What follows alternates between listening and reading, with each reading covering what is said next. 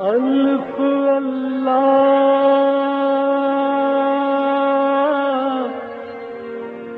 چنبے دی بوٹی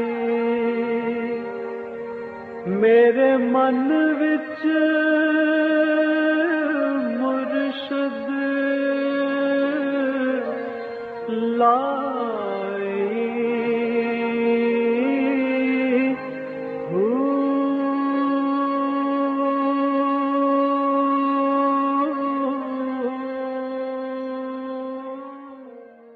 بسم اللہ الرحمن الرحیم۔ السلام علیکم، پریام المرشد اور میں ہوں منور عتیق۔ ناظرین محترم، آپ کے سوالات ہیں اور رہنمائی کے لیے ہمارے ساتھ موجود ہیں ہمارے بہت ہی محترم جناب حضرت امیر محمد اکرم اوان صاحب۔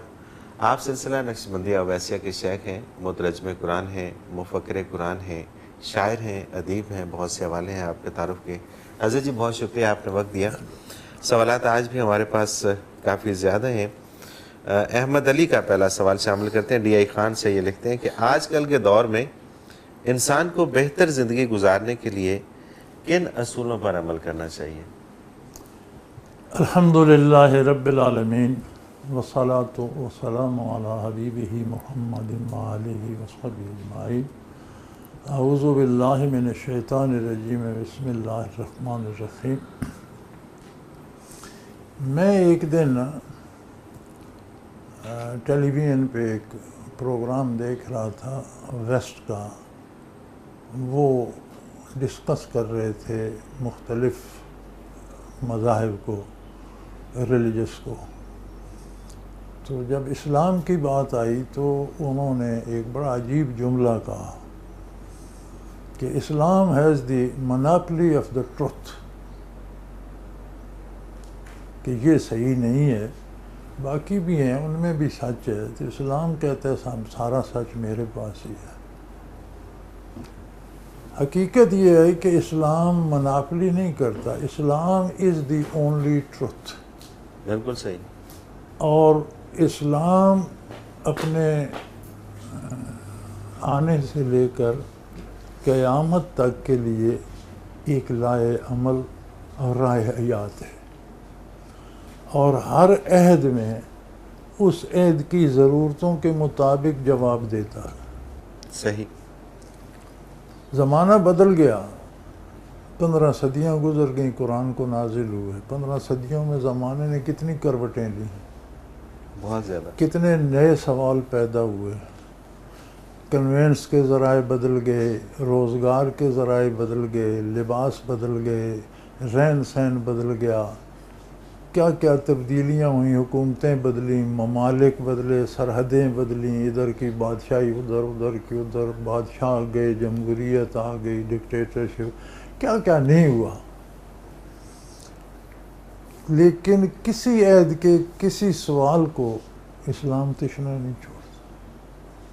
بے شک۔ سو زندگی گزارنے کا صرف میں پھر کہہ رہا ہوں، صرف ایک ہی طریقہ ہے، اور وہ ہے حضور کا اتباع۔ سبحان اللہ، سبحان اللہ۔ کسی عہد میں ہوں، کسی ملک میں ہوں، کسی معاشرے میں ہوں، ہر وقت کی ہر ضرورت کا جواب اسلام کے پاس ہے، رہنمائی اسلام کے پاس ہے۔ اس لیے یہ دین پوری دنیا کے لیے ہے اور قیامت تک کے لیے ہے۔ اگر کسی زمانے کے سوال کے جواب اسلام کے پاس نہ ہوتے تو پھر نئی کتاب نازل ہوتی۔ بالکل صحیح۔ پہلے بھی آسمانی کتابیں بھی نازل ہوئیں، صحیفے بھی آئے، وہ ایک قوم کے لیے ہوتے تھے صحیفے، نبوت ایک قوم کے لیے ہوتی تھی، دوسری قوم میں دوسرا نبی آ جاتا تھا، تیسری قوم میں تیسرا، ایک وقت میں کئی نبی دنیا پہ ہوتے تھے۔ وہ دنیا اور تھی، ماحول اور تھا، معاشرہ اور تھا۔ اللہ جل شانہ ضرورتیں بعد میں پیدا کرتے ہیں، اسباب پہلے پیدا کر دیتے ہیں۔ صحیح، بالکل ٹھیک۔ اولاد کب جا کر ہوتی ہے؟ ماں کی چھاتیاں پہلے آ جاتی ہیں۔ صحیح۔ اولاد کب جا کر ہوتی ہے؟ باپ جب پیدا ہوتا ہے تو اس میں وہ سلب اور محفوظ رکھنے کی اور وہ ساری استعداد موجود ہوتی ہے، وہ کام جا کر وقت پر ہوتا ہے۔ اسلام چونکہ نزول سے لے کر قیامت تک کے لیے دین ہے، اب ہر عید، ہر معاشرے، ہر ملک، ہر قوم، ہر حالت میں اسلام کے پاس آپ کے سوال کا صحیح جواب موجود ہے۔ بالکل ٹھیک۔ اور آپ اگر بہترین زندگی گزارنا چاہتے ہیں تو اس کا ایک ہی اصول ہے کہ حضور اکرم صلی اللہ علیہ وسلم کا دامن تھام لو، جو کہتے ہیں وہ کرو، جہاں سے روکتے ہیں وہاں رک جاؤ۔ سبحان اللہ، سبحان اللہ۔ سیدھا سیدھا قرآن نے بتایا فَمَا آتَاكُمُ الرَّسُولُ فَخُذُوهُ، جو حضور عطا فرمائے قبول کر لو، وَمَا نَهَاكُمْ عَنْهُ فَانْتَهُوا، جہاں سے روکنے رک جاؤ۔ بالکل صحیح، بالکل ٹھیک۔ اگلا سوال حضرت شامل کرتے ہیں معظم ہے لاہور سے، یہ کہتے ہیں کہ حرام رزق اور حلال رزق میں کیا فرق ہے؟ اللہ اللہ اللہ، بھائی گزارش یہ ہے کہ بکرا حلال ہے، ذبح ہو جاتا ہے، کتا حرام ہے۔ فرق اتنا ہے کہ آپ کتا کھانا چاہیں گے کبھی بھی نہیں۔ تو بھئی یہ سمجھ لو جو حرام رزق کھا رہا ہے وہ مردار کھا رہا ہے، کتا کھا رہا ہے، اور کوئی حرام چیز کھا رہا ہے، اس سے بدتر چیز کھا رہا ہے۔ اللہ اکبر۔ پھر یہ غذا کے اثرات ہوتے ہیں،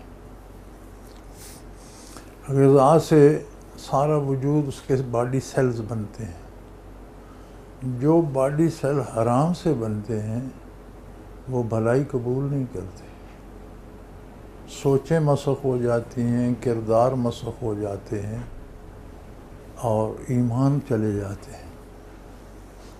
نبی علیہ السلام نے فرمایا کہ کوئی شخص بڑے دور سے آئے گا، پریشانی اس کے حلیے سے، کپڑوں سے، لباس سے، بال الجھے ہوئے ہوں گے، سفر کی تھکاوٹ اور گردٹی ہوگی، بڑے سفر کر کے بیت اللہ شریف پہنچے گا اور بڑے درد سے پکارے گا لبیک اللہم لبیک، اے میرے مالک میں حاضر ہوں۔ فرمایا اسے کوئی جواب نہیں آئے گا۔ یا رسول اللہ اتنے دور سے آئے گا، اتنی سعودتیں اٹھا کے آئے گا، اتنے درد سے پکارے گا؟ فرمایا اس لیے کہ اس کا کھانا حرام کا ہوگا، لباس حرام کا ہوگا۔ اللہ اکبر۔ یعنی حرام وجود میں ایسی کیفیت پیدا کر دیتے ہیں کہ اگر آپ بھلائی بھی کرتے ہیں تو وہ قابل قبول نہیں ہوتی۔ صحیح۔ یہ حرام صرف یہ نہیں ہے کہ ایک چیز منع ہے تو ہم نے کھا لی تو چلو صرف نافرمانی نہیں ہوتی، وہ حرام سے جو وجود تعمیر ہوتا ہے اس میں سے نیکی کی بھلائی کی صلاحیتیں ختم ہو جاتی ہیں۔ اگر کوئی وہ بھلائی بظاہر کرتا بھی ہے تو اللہ کی رضا کے لیے یا آخرت کے لیے نہیں ہوتی، دکھاوے کے لیے یا کسی دنیاوی فائدے کے لیے ہوتی ہے، اس پر اخروی نتائج مرتب نہیں ہوتے۔ تو یہ معمولی بات نہیں ہے، حرام اور حلال میں بہت بڑا فاصلہ ہے۔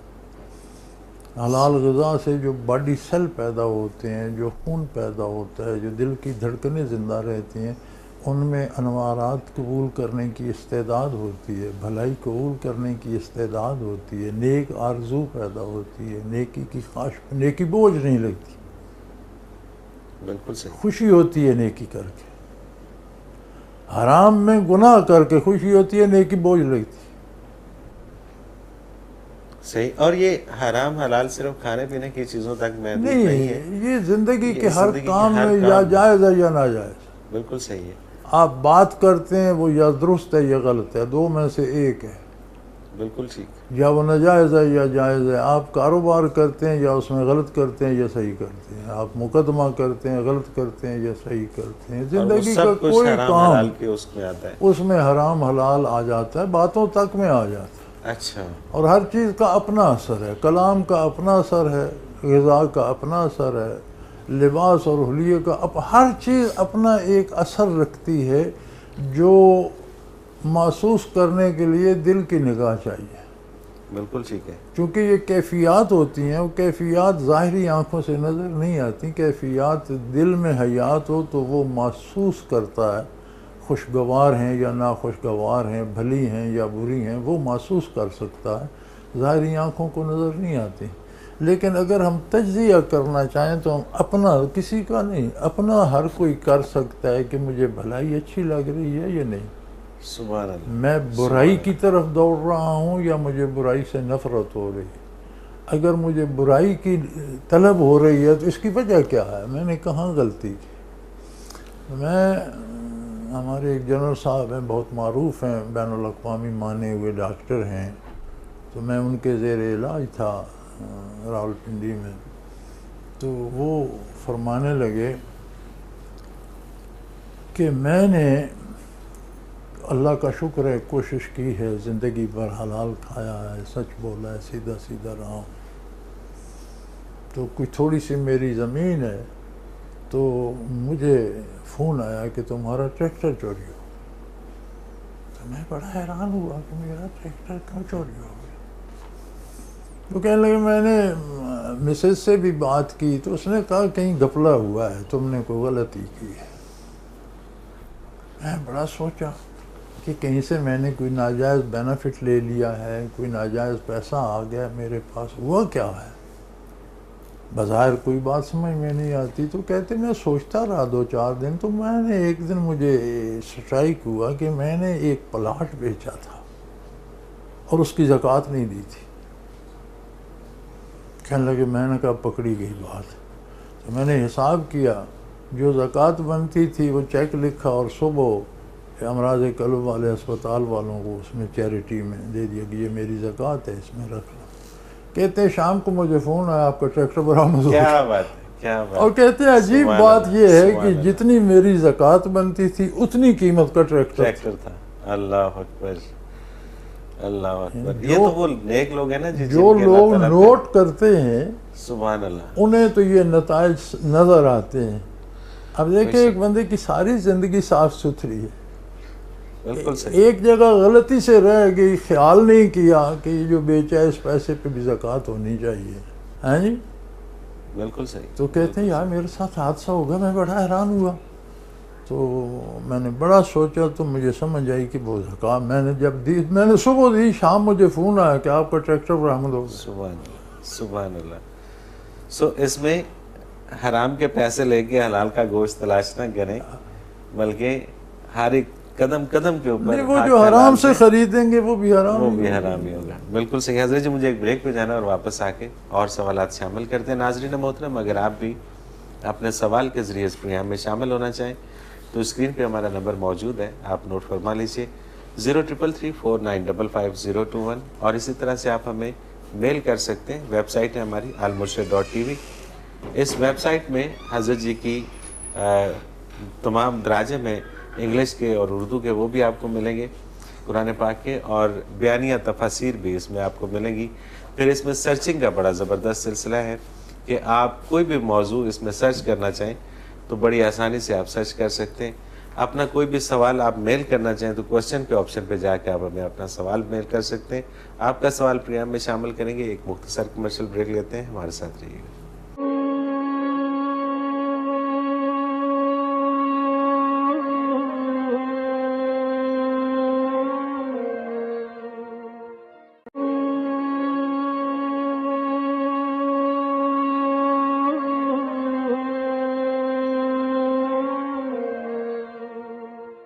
پروگرام میں ایک بار پھر خوش آمدید ناظرین محترم. آپ کے سوالات اور رہنمائی کے لیے ہمارے ساتھ موجود ہمارے بہت ہی محترم جناب حضرت امیر محمد اکرم افغان صاحب.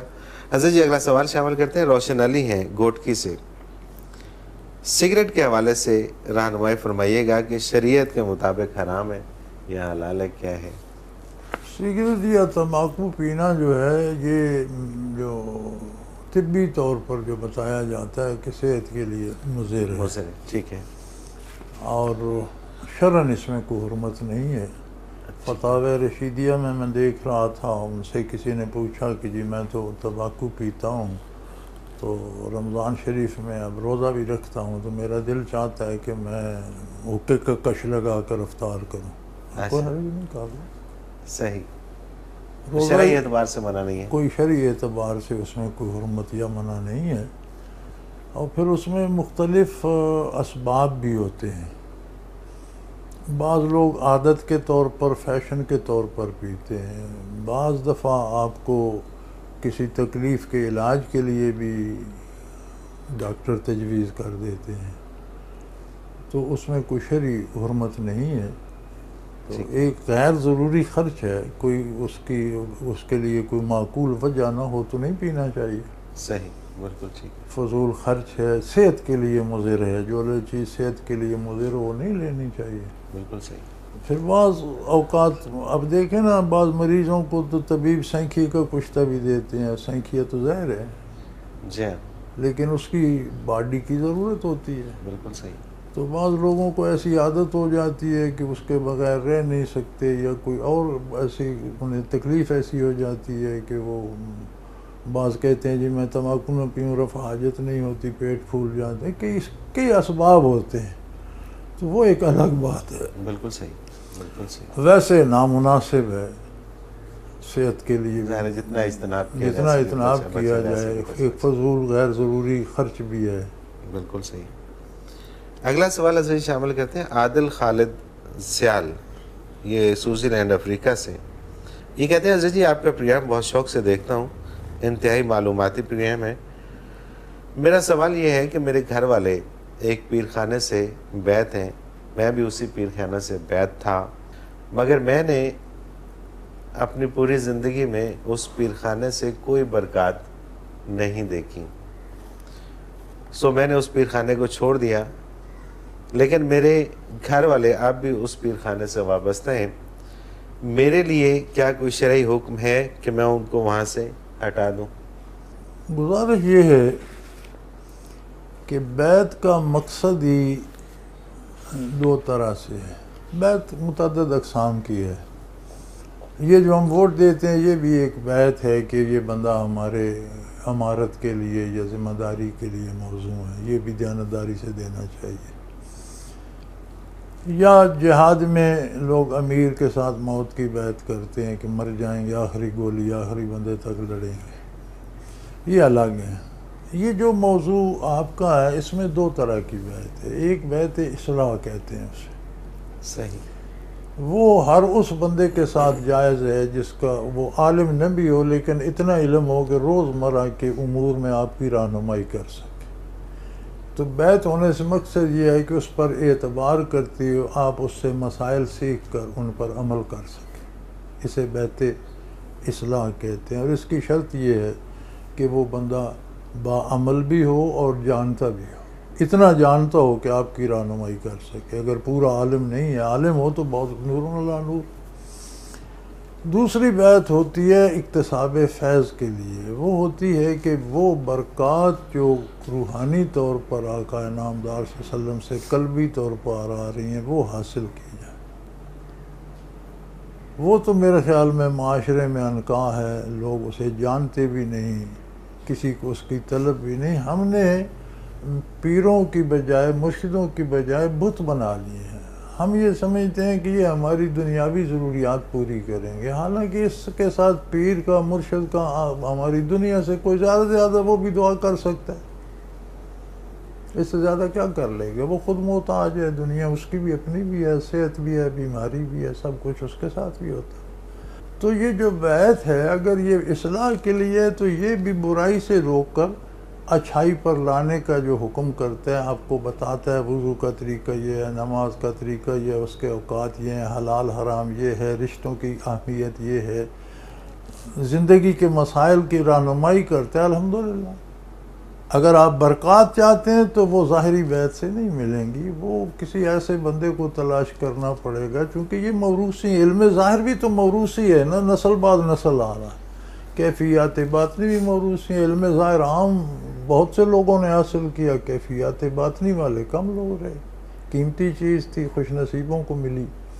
تو اس کے لیے کوئی ایسا بندہ چاہیے جو فنا فی الرسول تک مراقبات کرانے کی استعداد رکھتا ہو، خود ہی نہ ہو، دوسرے کو بھی کرانے کی استعداد رکھتا ہو. اس سے وہ بیعت کی جا سکتی ہے برکات کے حصول کے لیے. بالکل صحیح. تو یہ چیزیں تو آج انکاہ ہو گئی ہیں. ہم نے تو پیروں کو بت بنا لیا، جیسے غیر مسلم بتوں کے سامنے نظر نیاز کر کے خواہشات پوری کرنا چاہتے ہیں. ہم وہی، ہمارا تصور پیروں کے ساتھ بن گیا. میں اگلے دن دیکھ رہا تھا آپ کے ٹی وی پر ہی، وہ کہیں عرس دکھا رہے تھے کسی کا، خدا جانے کون تھے، کوئی بزرگ ہوں گے. لیکن جس بات کو میں نے نوٹ کیا وہ یہ تھا کہ وہ آپ کا اینکر لڑکوں سے پوچھ رہا تھا لوگوں سے کہ یہاں کیوں آتے ہو عرس پر، تو کم و بیش ان کا جواب یہ تھا کہ یہاں آ کر ہماری ساری دلی خواہشات پوری ہو جاتی۔ تو یہ تصور تو یہی کافر کا بھی ہے، بت پرست کا بھی یہی ہے۔ تکمیل خواہش مقصد نہیں ہے انسانی زندگی کا، اتباع رسالت مقصد ہے، اطاعت الہی مقصد ہے حیات۔ سبحان اللہ، سبحان اللہ۔ اور ہم لوگ تو یہی سمجھتے ہیں کہ قرآن پاک ایک وظیفوں کی کتاب ہے اور اس میں اسے وظیفے نکالیں اور اپنے دنیا کے مسئلے حل کریں، یہی چیز یہ زیادتی ہے۔ اور پھر کہیں کال بھی آتی ہے، کہیں میرے پاس بہت سارے سوالات جو اس پروگرام میں ہم شامل نہیں کرتے اور نہ ہم کریں گے، بہت سارے ایسے سوالات آتے ہیں کہ جس میں لوگ اپنے اپنے دنیاوی کاموں کا ہم سے وظیفے پوچھ رہے ہوتے ہیں، وہ سمجھتے ہیں کہ پتہ نہیں یہ بھی اسی طرح سے وظیفے بتائیں گے۔ یہ دین کے ساتھ زیادتی ہے کہ دین کو دنیا کا ذریعہ بنایا جائے، اس سے بڑی زیادتی کا تصور نہیں کیا جا سکتا۔ بالکل صحیح، بالکل صحیح۔ اور ہوتا یہ ہے ایک آدمی ناجائز طور پر دولت مند بننا چاہتا ہے، آپ اسے ایک وظیفہ بتا دیتے ہیں، یار یہ کیا بات ہے۔ ایک بندہ کسی کی بیٹی کو تاڑ کے بیٹھا ہے، آپ اسے ایک آیت بتا دے، یہ اللہ کا خوف کرے۔ یہ آیات، یہ قرآن زندگی کی کتاب ہے۔ یہ افلا یتدبرون القرآن، کیا یہ قرآن میں غور و فکر نہیں کرتے؟ کیا یہ دیکھتے نہیں، سوچتے نہیں بیٹھ کر، آیت پڑھ کر اس کا ترجمہ پڑھ کر کبھی بیٹھ کر انہوں نے سوچا ہے کہ دنیا میں ہو کیا رہا ہے، قرآن کیا رہنمائی کر رہا ہے، ہمیں کیا کرنا ہے؟ چونکہ قرآن کے نزدیک اصل زندگی موت سے شروع ہوتی ہے، اللہ اکبر، جس نے ہمیشہ رہنا ہے۔ بالکل صحیح۔ یہ زندگی ایک درمیانی وقفہ ہے، ہم سر راہ ہیں، ہم مسافر ہیں دنیا میں، صحیح۔ ہم ازل سے چلے، وجود میں آئے، صلب پدر میں رہے، وہ بھی تو ایک عرصہ تھا ہماری حیات کا، بے شک۔ شکم مادر میں رہے، وہ بھی تو ہماری زندگی کا ایک عرصہ تھا۔ وہاں سے دنیا میں آگے، یہاں بھی ایک لمیٹڈ بھی ہے، یہاں سے جب برزخ میں جائیں گے ایک نئی زندگی شروع ہو جائے گی جو کبھی ختم نہ ہوگی۔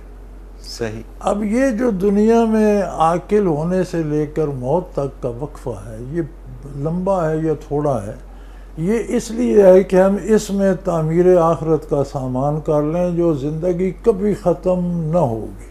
اللہ اس کا جو بھی سامان ہم نے کرنا ہے، شب معراج حضور اکرم صلی اللہ علیہ وسلم فرماتے ہیں، حضرت ابراہیم علیہ السلام نے مجھے فرمایا کہ اپنی امت کو میرا پیغام دینا کہ جنت ایک چٹیل میدان ہے، اس میں گھر بناؤ، اس میں باغیچے لگاؤ، اس میں اپنے رہنے کی جگہیں بناؤ، اسے سجاؤ سنوارو، یہ تمہارے ذمہ ہے۔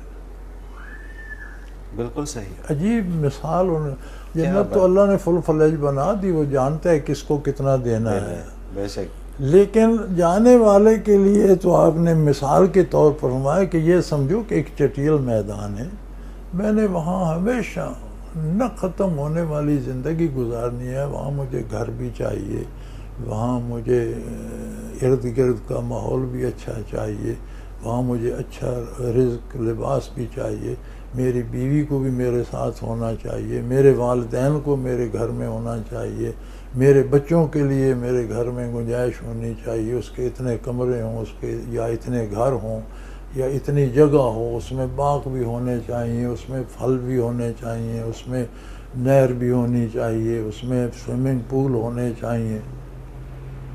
تو فرمایا یہ سب کچھ تم نے ان چند سالوں میں، بلوغت سے لے کر موت تک کے جو چند سال کا وقف ہے، اس میں سارا مینیج کرنا ہے۔ سبحان اللہ، سبحان یعنی اللہ، you have to do lot of work سبحان اللہ، ان اے فیو ڈیز۔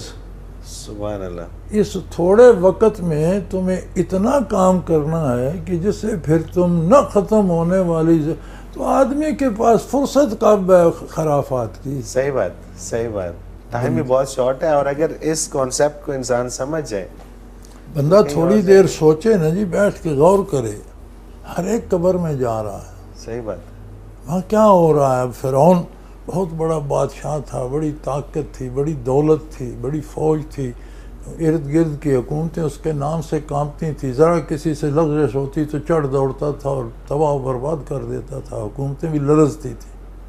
ہوا کیا؟ اللہ کے نہیں فرماتے ہیں اغرقوا فادخلوا نارا، غرق تو سمندر میں ہوا، پہنچ آگ میں گئے۔ اللہ اکبر۔ پھر قرآن فرماتا ہے النار یعرضون علیہا غدوا وعشیا، ان پر صبح شام تازہ آگ جہنم کی بھیجی جاتی ہے۔ قاہرہ کے عجائب گھر میں پڑا ہے، لیکن دوزخ کی آگ صبح شام نہیں بھیجی جاتی ہے۔ تو کیا اس بادشاہی سے، اس حکومت سے کیا کمایا؟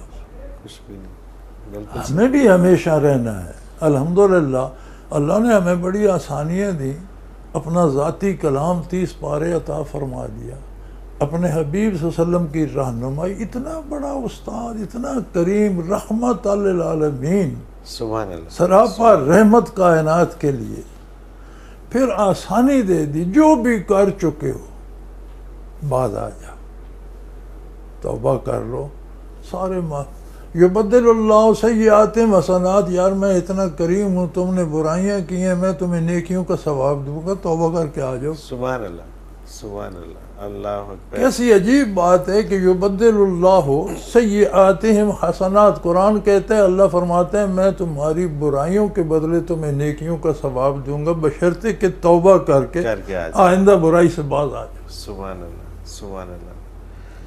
کوئی ہم ایک دفعہ سبحان اللہ کہتے ہیں، اس میں جنت میں کتنی تعمیر ہوتی ہے ہم اندازہ نہیں کر سکتے۔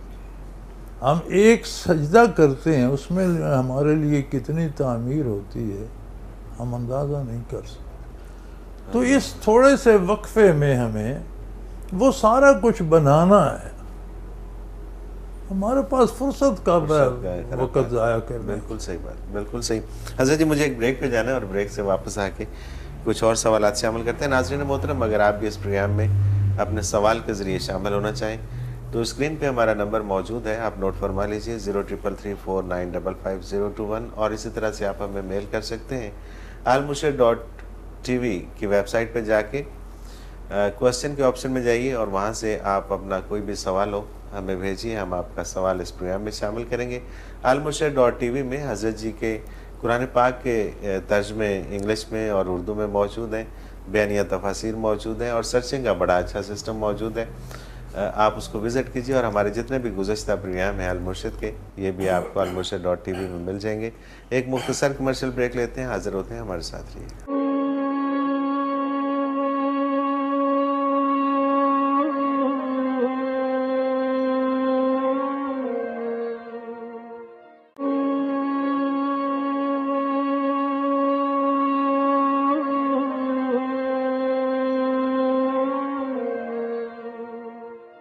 پروگرام میں ایک بار پھر خوش آمدید ناظرین محترم، آپ کے سوالات اور رہنمائی کے لیے ہمارے ساتھ موجود ہمارے بہت ہی محترم جناب حضرت امیر محمد اکرم آبان صاحب۔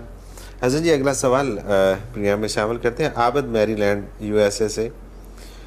جب اللہ تعالیٰ نے انسان کی تخلیق کی تو فرشتوں سے کہا کہ اسے سجدہ کرو، سجدہ اللہ کو کیا جاتا ہے، پھر انسان کو سجدہ کروانے میں کیا حکمت ہے؟ الحمدللہ، گزارش یہ ہے کہ اللہ کو جو سجدہ کیا جاتا ہے وہ سجدہ عبادت ہے، اس کا طریقہ الگ ہے، اس کے ارکان ہیں باقاعدہ، کہ دونوں پاؤں زمین پر ہوں، دونوں گھٹنے زمین پر ہوں، دونوں ہتھیلیاں زمین پر ہوں، ناک زمین پر ہو، پیشانی زمین پر ہو، اور پھر اللہ کی تسبیح کی جائے، وہ سجدہ عبادت ہے۔ یہ سجدہ وہ سجدہ تھا جو آج بھی بادشاہوں کے سامنے آپ اس طرح جھک کر کرتے ہیں، تعظیم تھا، یہ تعظیمی سجدہ تھا، اور یہ اس میں وہ شرط نہیں تھی، تعظیم سجدے میں یہ شرط نہیں ہوتی کہ وہ باقاعدہ اس طرح سے ہو جیسے سجدہ عبادت ہے، یہ ہوتا ہے کسی کی بڑائی کا اقرار۔ صحیح۔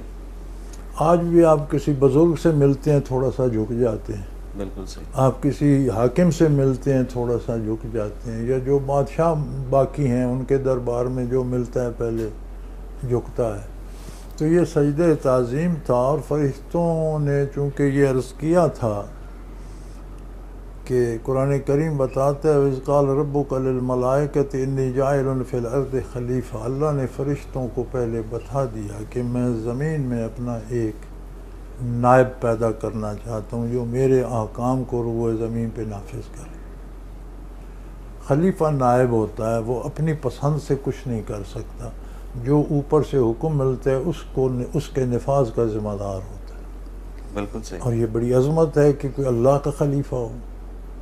سبحان اللہ۔ تو فرشتوں کو تجربہ تھا کہ انسانوں سے پہلے زمین پہ جنات آباد تھے، وہ بڑے فساد کرتے تھے، قتل و غارت کرتے تھے، بدماشیاں کرتے تھے، پھر اللہ کریم فرشتوں کو بھیجتے، انہیں مارتے، کسی کو جو قاتل تھے انہیں قتل کرتے، دوسروں کو سزائیں دیتے، پھر اصلاح کر کے کسی کو ایک کو بادشاہ بنا کر چلے جاتے، کچھ عرصہ ٹھیک رہتا پھر بگڑ جاتے۔ تو فرشتوں نے عرض کی کہ بہرحال جو مخلوق پہلے زمین پر ہے سوائے قتل و غارت کے کیا کر رہی ہے؟ قالوا اتجعل فیہا من یفسد فیہا، یا اللہ ایک اور مخلوق بناؤ گے وہ اور فساد کرے گی۔ زمین کی تو خصوصیت یہ ہے کہ وہاں جانور جو ہے وہ دیکھو ایک دوسرے سے لڑ رہا ہے۔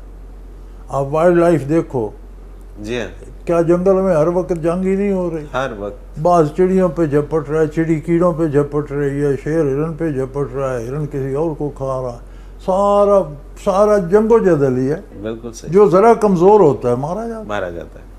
انسانی معاشرے میں دیکھ لو، تو فرشتوں نے وہ جنات کے معاشرے کے تجربے پر عرض کی اتجعل فیہا من یفسد، اب رب العالمین ایک اور مخلوق بنو گے وہ پھر فساد کرے گی، پھر مصیبت گلے پڑے گی، ہمیں پھر بھاگنا پڑے گا۔ وَنَحْنُ نُسَبِّحُ بِحَمْدِكَ وَنُقَدِّسُ لَكَ، اور آپ کی تسبیح، تعمید، حمد، پاکی کے لیے تو ہم بے شمار فرشتے ہیں، بھری ہوئی ہے کائنات، ہم وقت تسبیح کر رہے ہیں۔ قال انی اعلم ما لا تعلمون، اللہ کریم نے فرمایا جو میں جانتا ہوں تم نہیں جانتے۔ صحیح۔ پھر انہوں نے آدم علیہ السلام کو تخلیق فرمایا اور علم آدم الاسماء کلھا، کائنات کے رموز و اسرار ان پہ انہیں تعلیم فرما دی۔ علم آدم الاسماء کلھا، ہر چیز کا نام اس کی خصوصیت کو اور اس کے فائدے اور نقصان کو ظاہر کرتا ہے۔ جب زہر کا نام آتا ہے تو آپ سمجھ جاتے ہیں کہ اس سے بندہ مر جائے گا۔ بالکل ٹھیک۔ آب شفا کا نام آتا ہے، زمزم کا نام آتا ہے، سمجھ جائیں گے متبرک پانی ہے، صحت دے گا۔ صحیح۔ کسی کھانے کا نام آتا ہے، آپ اس کا ٹیسٹ معلوم کر لیتے ہیں، ذہن میں آ جاتا ہے، تصور میں آ جاتا ہے، اس کے اثرات معلوم کر لیتے ہیں۔ تو علم آدم الاسماء کا مطلب یہ ہے کلھا، کائنات میں جتنی چیزیں تھیں، روئے زمین پر جو کچھ تھا اس کی خصوصیات، ان کے اسماء، ان کے نام، ان کا استعمال، ان کا نفع، ان کا نقصان آدم علیہ السلام کو عطا کر دی۔ سبحان اللہ، سبحان اللہ۔ پھر فرشتوں سے سوال کیا بتاؤ یہ چیزیں کیا ہیں، ان کا استعمال کیا ہے؟ تو کہنے لگے یا اللہ ہمیں تو نہیں، جو آپ نے بتایا ہم وہ جانتے ہیں، یہ تو آپ نے ہمیں بتایا نہیں۔ آدم علیہ السلام سے فرمایا کہ آپ بتاؤ، انہوں نے سارا بتا دیا۔ فرمایا دیکھو میں اسے اس لیے پیدا کر رہا ہوں کہ اسے میں معرفت اشیاء دوں گا جس سے تلاش کر کے یہ میری عظمت کو پائے گا۔ اسے میں مخلوق کے علوم سے آشنا کروں گا اور اسے سیڑھی بنا کر یہ خالق کی عظمت تک پہنچے گا۔ تم اوپر نہیں دیکھ سکتے کہ اللہ کون ہے، تم حکم کے پابند ہو، یہ حاکم کا طالب ہوگا۔ بڑا فاصلہ ہے نا۔ بے شک۔ تو یہ سجدہ تعظیمی تھا کہ انسان کی عظمت کا اقرار کرو، یہ سجدہ عبادت نہیں تھا۔ بالکل صحیح۔